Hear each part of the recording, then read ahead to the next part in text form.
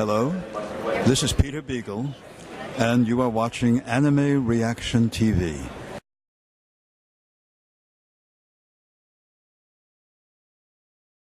I'm here with author Peter S. Beagle, author of The Last Unicorn. Why do you think The Last Unicorn has experienced such a resurgence in recent years?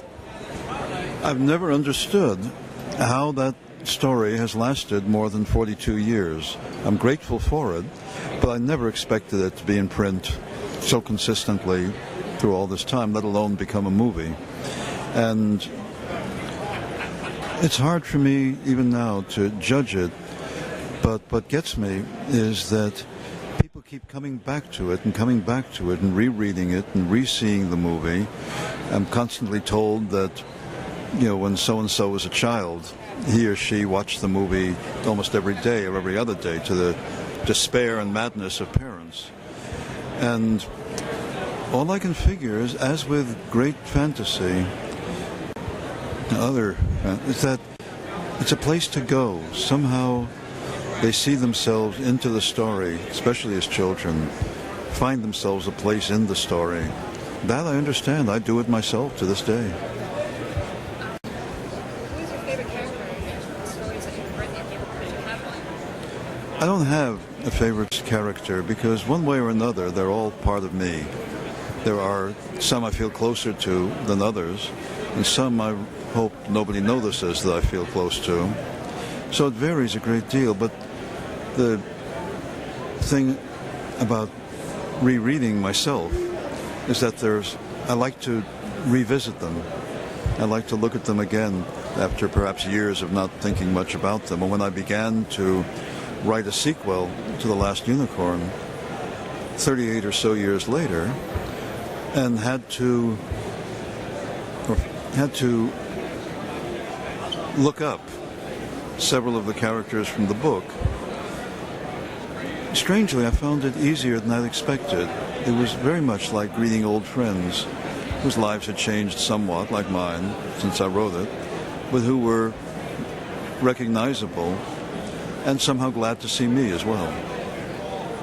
What would you say to any people that are aspiring to be authors in their own right? What I always say, or almost always, is the bulk of it is showing up for work.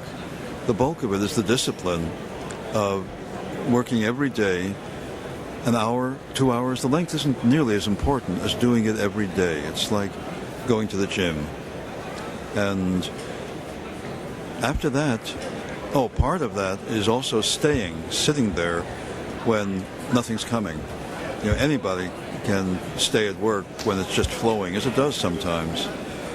But then the bulk of it is, again, like what great sports writer named Red Smith once said, easy.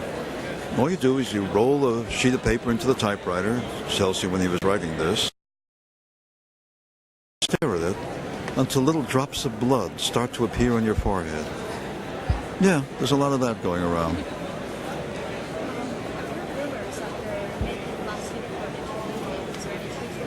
You mean a live-action movie? No, that's not. I hate to say dead, but the people who have the rights to the live-action remake, are too incompetent ever to make the film, and we're trying to get the rights back from them, which I think will happen sooner or later. I'd just like it to happen within my lifetime. That would be nice. I'm constantly working on something. I'm trying never to be working on 2 and 3 things at one time, but it happens. Right now, as we speak, I'm trying to figure out a story that I haven't written, I haven't even conceived, which is the harder part, and it has to be in at the end of the month. That's the deadline. So I'm a little preoccupied. Thank you for your time. Oh, you're very welcome. You're very welcome. We've enjoyed this convention immensely. It's a good size. People are friendly, and there's something about Chicago that I've warmed to in the 3 or 4 times we've been here. It's nice to come back. Thank you very much. You're very welcome.